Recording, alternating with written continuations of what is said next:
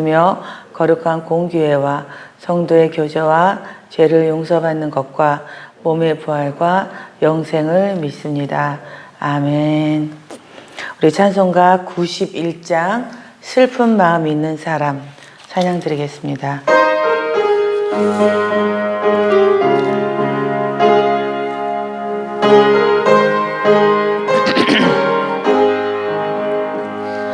슬픈 마음 있는 사람 예수 이름 믿으면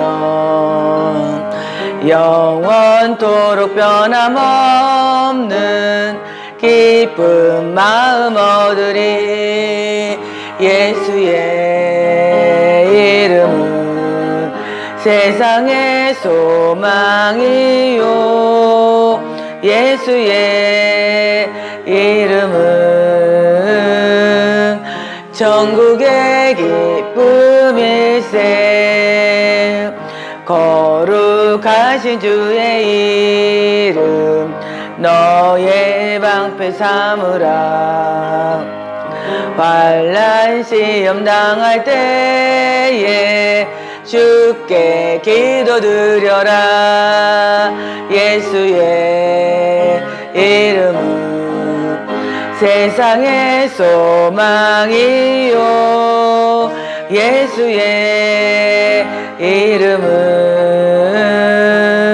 전국의 기쁨. 존귀하신 주의 이름 존귀하신 주의 이름 우리의 기쁨 되도다멘. 주의 품에 안기 기뻐 찬송 부르리. 예수의 이름은 세상의 소망이요 예수의 이름은 전국의 기쁨일세. 우리 갈 길 다간 후에 우리 갈 길 다간 후에 보좌 앞에 나가 왕의 왕께 경배하며 멸류관을 드리리. 예수의 이름은 세상의 소망이요 예수의 이름은 전국의 기쁨일세. 아멘. 오늘 말씀은 출애굽기 13장 11절에서 16절까지 말씀입니다. 출애굽기 13장 11절에서 16절까지 말씀입니다. 다 찾으신 줄 알고 한 절씩 교독하도록 하겠습니다. 여호와께서 너와 내 조상에게 맹세하신 대로 너를 가나안 사람의 땅에 인도하시고 그 땅을 내게 주시거든.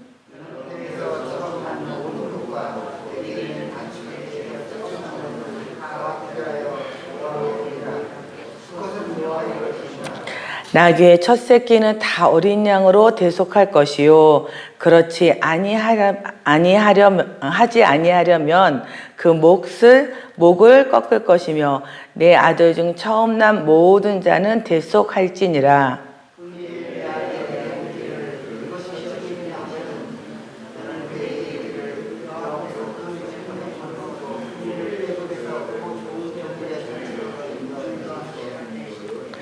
그때에 바로가 완악하여 우리를 보내지 아니하매 여호와께서 애굽 나라 가운데 처음 난 모든 것은 사람의 장자로부터 가축의 처음 난 것까지 다 죽이셨으므로 태에서 처음 난 모든 수컷들은 내가 여호와께 제사를 드려서 내 아들 중에 모든 처음 난 자를 다 대속하리니 이것이 내 손의 기후와 내 미간의 표가 되리라.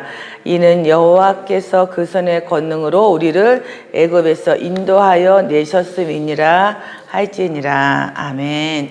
잠깐 기도하겠습니다. 하나님, 오늘도 어김없이 저희들의 발걸음을 인도하시고 오늘도 새날을 허락하여 주심을 감사드립니다. 저희들이 밤새 잠들었을 때에 우리를 위하여 일하시고 하나님의 나라의 일을 이루시는 하나님을 찬양하고 경배합니다. 저희들에게 새날을 주셨사오니 새 영으로, 새로운 마음으로, 새 기쁨으로, 새 감사로 주 앞에 나가게 하여 주시옵소서. 오늘 하루도 온전히 하나님 앞에 올려드리길 원합니다. 하나님, 부족하고 연약한 여종을 주님께서 이 자리에 지금 세우셨습니다. 성령님께서 임재하여 주시고 오로지 하나님 말씀만 선포되는 기쁨을 허락하여 주시옵소서. 우리 구주 예수님의 이름으로 기도드렸습니다. 아멘. 오늘 말씀은 하나님께서 이스라엘 백성을 애굽에서 탈출시킨 후에 숫곳이라는 곳에 이르렀을 때 하신 말씀이죠. 근데 이 숫곳이라는 그 지명, 그러니까 이름은 두 군데라고 추정이 돼요. 이제 오늘 말씀에 나온 이스라엘 백성들이 람셋에서 이제 출발을 해요.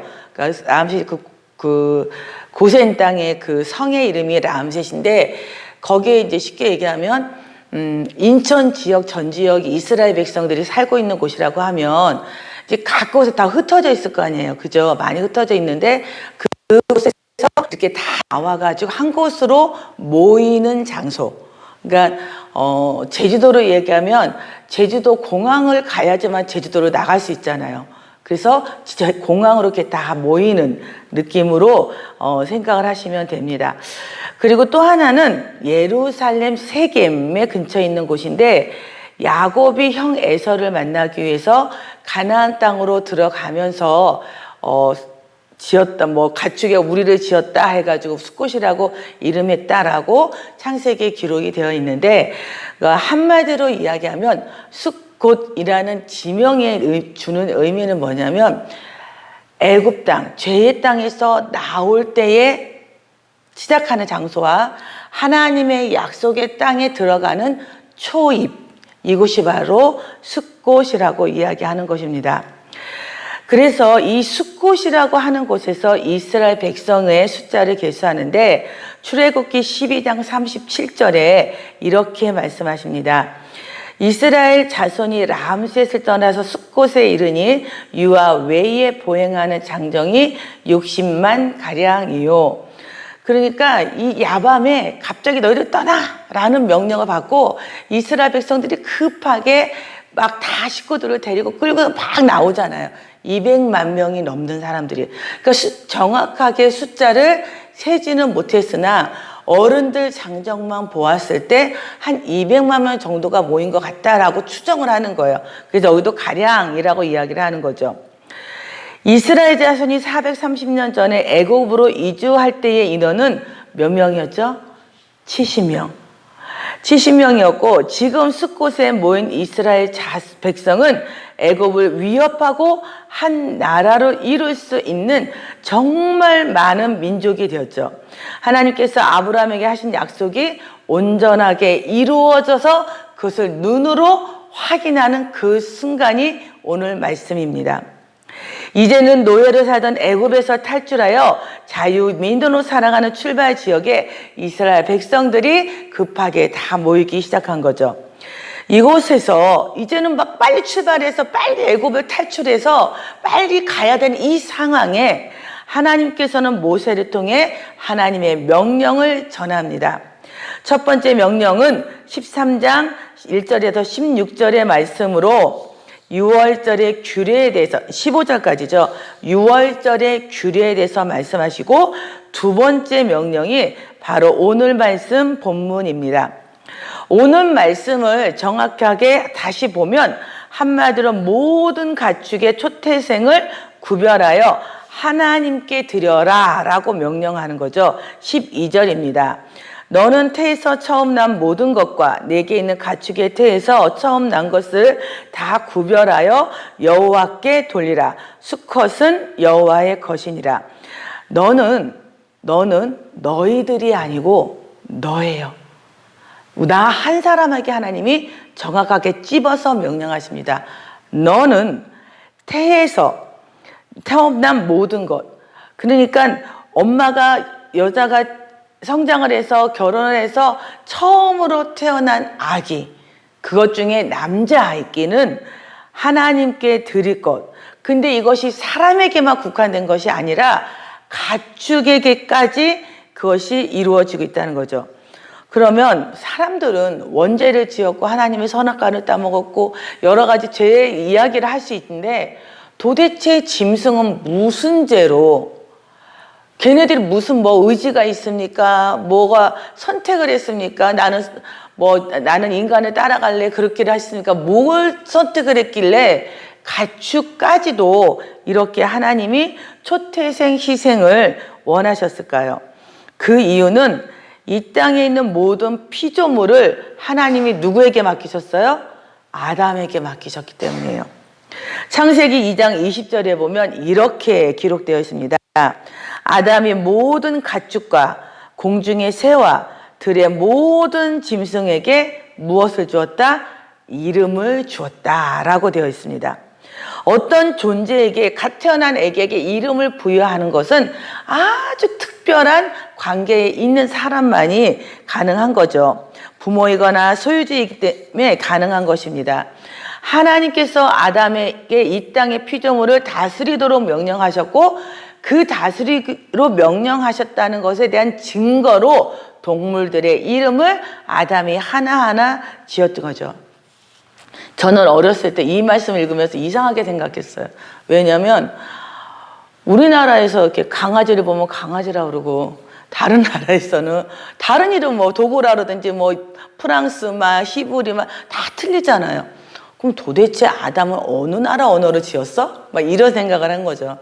그런데 이름이 어떤 이름이냐가 중요한 게 아니라 아담이 가축의 이름을 지었다라는 것이 바로 핵심이라는 거예요. 그런데 어리석은 인간들이 가축을 신으로 섬기고 경배하던 곳이 어디냐면 바로 애굽이라는 나라였습니다. 하나님께서는 인간에게 속한 가축에게까지 죽음의 재앙이 임하도록 하시면서 너희들이 지금 신으로 섬기고 있는 가축의 주인이 누구인지를 정확하게 보여준 거죠. 다시 말하면 애굽의 짐승 숭배가 우상 숭배에 지나지 않았음을 확인시켜 주었습니다. 물론 짐승의 초태생 희생은 양에 국한되지 않았어요. 13절입니다. 나귀의 첫 새끼는 다 어린 양으로 대속할 것이요, 그렇게 하지 않으려면 그 목을 꺾을 것이며 내 아들 중 처음 난 모든 자는 대속할지니라. 왜 나귀일까요? 양의 희생에 대해서는 이야기를 했는데 왜 나귀에 대한 이야기를 하셨을까요? 그 이유는 당시 이스라엘 백성들에게는 나귀는 아주 부정한 짐승으로 여기고 있었어요. 한마디로 얘기하면 양에서부터 나귀까지, A부터 Z까지 모든 너희들이 기르는 모든 가축의 초태생은 나에게 바쳐라 라고 이야기하는 거죠. 근데 여기서 주목해야 될 것은 양은 만약에 예를 들어서 나귀가 첫 새끼가 태어났어요. 그래서 그 첫 새끼가 태어난 것을 가지고 양으로 만약에 대속하면 양은 잡아서 고기로 그걸 먹을 수가 있어요. 그런데 양이 없거나 아니면 나는 양이 싫어 그러면 그 나귀의 첫 새끼는 그냥 목을 꺾어서 뭐 하냐면 죽는 걸로 끝나요. 그것은 부정한 짐승이기 때문에 먹을 수가 없었던 거죠. 모든 것이 그렇습니다. 그래서 하나님께서 나귀의 초태생 희생을 말씀하시므로 양이나 나귀나 어떤 짐승도 초태생 희생에서 예외가 있을 수 없다는 거죠. 하나님이 이것까지 받으시겠어? 이렇게 부정한 짐승까지, 이렇게 더러운 것까지 하나님이 받으시겠어? 네, 받으세요. 왜냐하면 이 땅에 있는 모든 것은 누구의 것이냐면 하나님의 것이기 때문입니다. 우리가 더럽게 막 쓴 게 아니라 그 자체로 부정한 짐승이 되었든지 정한 짐승이 되었든지 그건 누가 결정한 거예요? 인간이 결정한 거예요. 물론 나중에 하나님께서 출애굽을 통해서 부정한 짐승에 대해서 정한 짐승에 대해 말씀을 하시지만 그 모든 것은, 호흡하는 모든 것은 하나님의 것이고 그것은 내 것이니 그 내게 속해 있는 모든 것은 그 첫 번째 장자는 초태생은 내게 바치라고 이야기하는 거죠. 사랑하는 성도님, 우리는요 때때로 이것을 잊어버려요. 하나님이 이 세상에 있는 모든 것을 다 다스리고 있다는 것을 잊어버릴 때가 있어요. 우리는 우리의 삶을 살아가면서 하나님은 교회 안에만 머물러 계시옵소서, 내가 가는 곳은 따라오지 마시옵소서, 죄송하지만 잠깐 죄를 짓겠습니다. 잠깐 요거는, 하나님 요거까지는 좀 봐주셔야죠. 이거는 내가 하나님 앞에 조금은 타협할 수 있잖아요.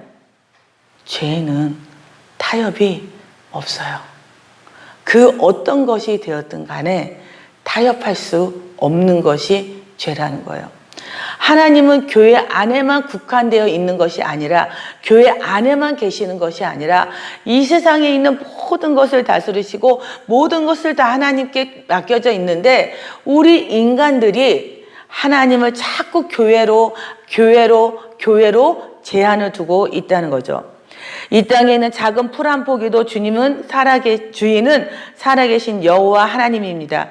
이 말은 내가 가진 모든 것, 물질, 시간, 학벌, 가족까지도 내가 주인이 아니라 바로 하나님이심을 잊어서는 안 됩니다. 그렇게 하나님께서 달라고 하시면 언제든지 순종하는 것이 우리가 청지기로 살아가는 하나님 백성의 의무라는 거죠. 하나님을 교회 안으로 한정하려고 하지 마십시오. 하나님의 통치하심은 이 땅 모든 곳에 다 미치고 있습니다. 그런데 오늘 본문 말씀으로 돌아가면, 하나님께서 이스라엘 백성에게 사람과 가축의 태에서 처음 난 것을 구별하여 바치는 시기를 정하고 있어요. 11절입니다. 한번 같이 읽어볼까요? 11절 말씀 시작. 여호와께서 너와 내 조상에게 맹세하신 대로 너를 가나안 사람의 땅에 인도하시고 그 땅을 내게 주거든.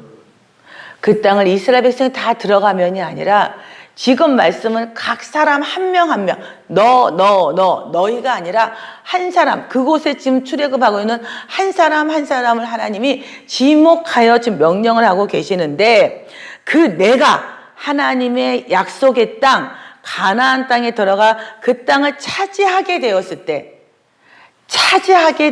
때, 그때부터 이스라엘 백성들에게 가축의 초태생을 구별하여 하나님께 바치라는 거예요. 이 말은 언제로 이루어졌냐면 40년 후의 일이에요. 지금의 일이 아니에요. 그러면 우리 인간들의 관점을 생각하면 지금은 빨리 어떻게든 여기를 벗어나고 이 말씀은 나중에 하셔도 되는 거예요. 그렇지 않아요? 우리가 일하는 순서는 그렇잖아요. 그런데 하나님은 지금 너희들이 막 급하고 막 유월절을 막 양을 먹고 막 나가는 명령에 막 예물을 구하고 빨리 막 나와가지고 있는 이 상태에서 지금 이 순간을 너희들은 기억해야 된다라고 이야기하는 거죠. 이제 이스라엘 백성은요 40년 동안 광야 생활을 할 것입니다. 광야 생활은요 모든 것이 불안하지만 날마다 하나님의 은혜로 사는 삶이에요. 날마다 주어지는 양식과 눈에 보이는 불기둥과 구름기둥 아무것도 없는 광야 속에서 배부르게 먹고 하나님의 인도하심과 보호하심이 이스라엘 백성과 함께 사는 곳이 바로 광야예요. 이스라엘 백성은 날마다 하나님께서 자신들과 함께하는 것을 보면서 살아가는 거죠. 그러나 가나안 땅에 들어가면 눈에 보이는 하나님의 은혜가 사라져요. 그리고 시간이 흘러갈수록 이 하나님, 이 유월절의 이 기쁨, 이 감사, 이 상황을, 이 마음을 모르는 후손들이 태어나게 되는 거죠. 그래서 그때 어떤 상황이 돼도 하나님께서 이 초태생 희생의 목적에 대해서 말씀을 하고 있는 거죠. 목적이 뭐냐면 15절입니다. 그때 바로가 완악하여 우리를 보내지 아니하며 여호와께서 애굽 나라 가운데 처음 난 모든 것을 사람의 장자로부터 가축의 처음 난 것까지 다 죽이셨으므로 태에서 처음 난 모든 수컷들은 내가 여호와께 제사를 드려서 내 아들 중에 모든 처음 난 자를 다 대속하리니. 이스라엘 백성들이 유월절에 먹어야 되는 음식은요 불에 구운 양고기와 쓴나물 그리고 무교병입니다. 불에 구운 양고기는 대속물인 양이 나를 위해 대신하여 희생하며 했다는 것을 고백하기 위해서 내가 그 고기를 먹는 것이고, 쓴 나물은 애굽에서 노예로 살았던 고난의 시간을 기억하라는 것이며, 무교병은 지금 내 삶 가운데 누룩처럼 번지는 이 죄악들을 제거하며 살아가는 것을 잊지 말라는 거예요. 한마디로 오늘 말씀의 제목은 하나님의 은혜를 기억하라는 겁니다. 어느 한 가정이 있습니다. 이 가정에 이제 막 1년 된 암양이 한 마리가 있고요. 한 번도 새끼를 낳지 않은 이 암양이 드디어 새끼를 베게 됩니다. 그리고 약 5개월이 지나서 수컷 양을 이렇게 낳았습니다. 그런데 갑자기 아버지가 이 수컷 양을 잡아서 하나님께 바치는 거예요. 그때 아들이 아버지께 묻습니다. 왜요? 이 귀여운 애를 어떻게 죽일 수 있어요? 아버지 왜요? 안 돼요? 그런데 그때 아버지가 말씀하십니다. 사랑하는 아들아, 우리가 애굽에서 종살이 할 때 하나님께서 우리를 그 강한 능력의 손으로 우리를 애굽에서 벗어나게 하셨단다. 그런데 그 바로가 우리를 안 놓아주고 있을 때에 그 장자의 죽음을 통해 우리가 그 올무에서 벗어날 수 있었어. 그것을 우리는 잊으면 안 된다. 라고 두고 세세도록 이야기를 하는 것입니다. 사랑하는 성도님, 하나님께서는 우리가 왜 어떻게 죄에서 해방되었는지를 기억하기를 원하세요. 내가 하나님 앞에 서지 못했을 때, 내가 죄악 가운데 살았을 때, 내가 어떻게 살고 있었는지를 기억하고 그 가운데서 내가 어떻게 해방되었는지를 잊지 말라고 이야기하는 것입니다. 이거를 잘못 이해를 하면요, 죄책감을 가지라고 이야기하는 거야. 내가 얼마나 많은 죄를 지었는데 내가 어떻게 나는 정말 죄인이야. 이런 죄책감을 지으라는 게 아닙니다. 죄책감은요, 하나님께서 이미 나의 모든 죄를 도말하셨고 하나님께서 나를 이미 새로운 사람으로 만들어 주셨기에 가질 이유도 없고 가질 필요도 없어요.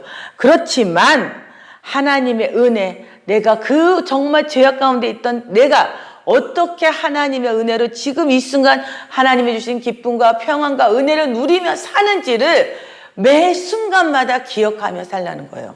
왜요? 너의 앞길도 그렇게 인도하실 하나님을 따라가라는 거예요. 앞으로도 네가 죄 가운데 있던 것을 생각하고 여기로 다시 돌아가지 말라라고 이야기합니다. 하나님께서 이제 막 고센 땅을 벗어난 이스라엘 백성들에게 내가 너에게 한 약속이 다 지켜졌을 때, 정말 내가 너에게 한 그 약속의 땅에 너희가 다 들어가고 정착하게 되었을 때 내가 너에게 베푼 은혜를 기억하고 살라고 말씀을 하십니다.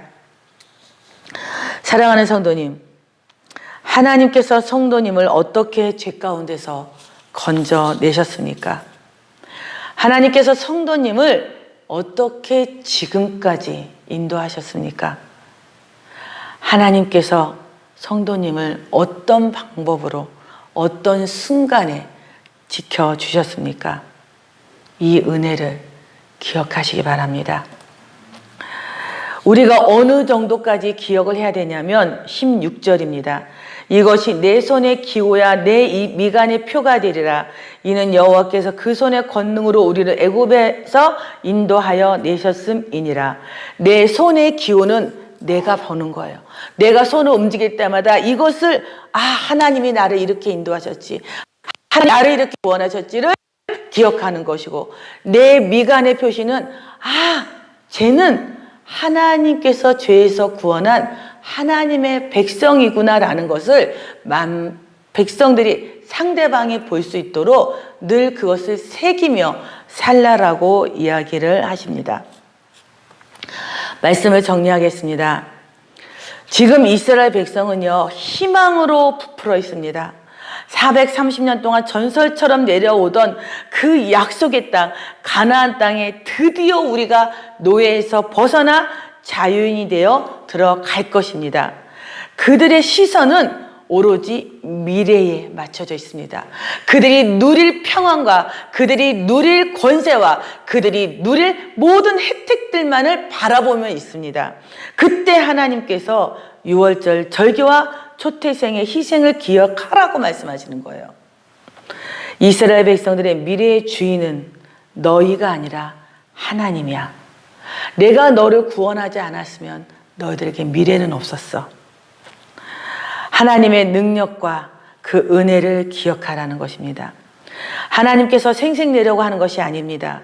하나님의 은혜를 잃어버린 하나님의 백성들이 갈 미래는 약속의 땅이 아니라 죄악의 길이기 때문입니다.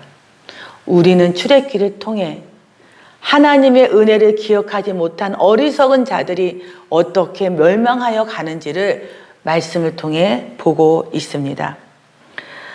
사랑하는 성도님, 내게 기쁨이 찾아왔을 때 그 기쁨을 주신 하나님을 잊지 마시기 바랍니다. 우리가 누리는 기쁨과 평안과 감사는 하나하나 모두 하나님께서 주시는 은혜입니다. 기도하겠습니다. 사랑하는 하나님, 감사합니다. 감사합니다. 감사합니다. 지난 시간들을 잠시 돌아봅니다. 어리석고 미련했던 나의 삶이 하나님의 은혜로 지혜로워졌고 빛 가운데로 걸어가게 되었음을 고백합니다. 하나님을 몰랐을 때는 세상의 모든 것이 내 것인 것 같았지만 이제는 내가 주인이 아님을 하나님 너무나도 잘 알고 고백합니다. 사랑하는 하나님, 오늘 하루 오늘 말씀을 통해 너의 시간, 지금 이 순간이 너의 것이 아니라 나의 것임을 다시 한번 새겨주신 하나님 감사드립니다. 오늘 그 순간을 잊지 않게 하시고 그 모든 순간 가운데 승리할 수 있는 아버지 하나님 은혜를 허락하여 주시옵소서. 그리하여서 오늘 밤 잠들 때에 그래 내가 오늘은 정말 하나님의 은혜로 하나님과 함께 동행하며 살았구나 라는 고백을 할 수 있는 하루가 되기를 주님 간절히 소망합니다. 이 모든 말씀 우리 구주 예수님의 이름으로 간절히 기도드렸습니다. 주기도문으로 마치겠습니다. 하늘에 계신 우리 아버지, 아버지의 이름을 거룩하게 하시며 아버지의 나라가 오게 하시며 아버지의 뜻이 하늘에서와 같이 땅에서도 이루어지게 하소서. 오늘 우리에게 일용할 양식을 주시고 우리가 우리에게 잘못한 사람을 용서하여 준 것 같이 우리 죄를 용서하여 주시고 우리를 시험에 빠지지 않게 하시고 악에서 구하소서. 나라와 권능과 영광이 영원히 아버지의 것입니다. 아멘. 오늘은 하나님의 은혜를 헤아리며 감사하는 자녀가 되게 해달라고 기도하시다가 돌아가시면 되겠습니다.